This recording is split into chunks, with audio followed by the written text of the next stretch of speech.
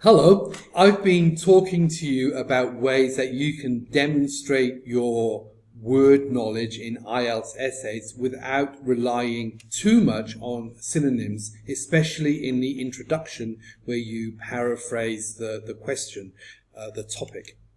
So, this is why you don't want to use too many synonyms when you are paraphrasing the question. It looks clumsy and unnatural, and that's not the effect that you want to give in your IELTS essay. So I have given you some strategies on how to avoid this overuse of synonyms, especially when you are writing your introduction. The magic word is where you identify the flexible word in the question, the word that can be used as a verb or as a noun. The magic trick is where you flip the order of the topic around, especially if there is a cause and effect.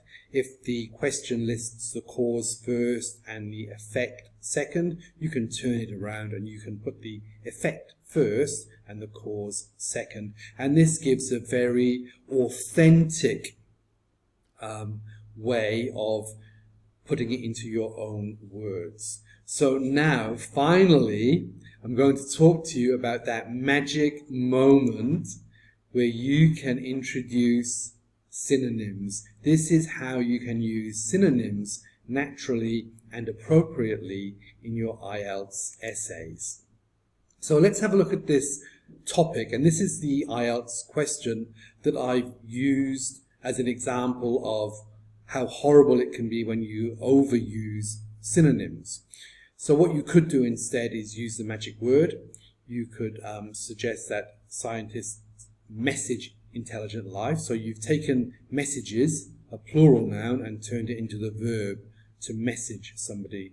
Now, some people might say message is not a proper verb, but I think it is. We quite naturally and unselfconsciously use message as a verb in our everyday speech, especially if we're talking about electronic communication. We'll say, I already messaged you this morning, or I'll message you this evening.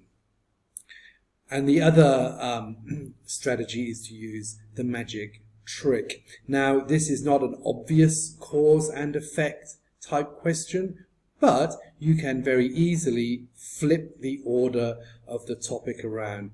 First of all, in the question it says that there may be intelligent life and scientists may message these intelligent beings, but the second part is it could be dangerous. You can flip that around and you could mention the danger first and then the action second, as I've done here.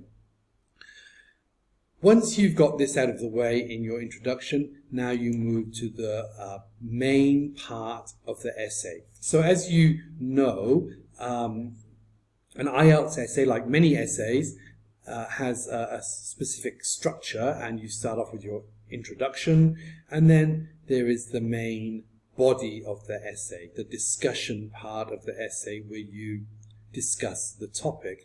And this is where you can use your synonyms in a very authentic and very natural way. And then finally there is the conclusion. In a Task 2 essay, the conclusion is where you restate your main points and restate your opinion, but we do not have conclusions in a Task 1 essay.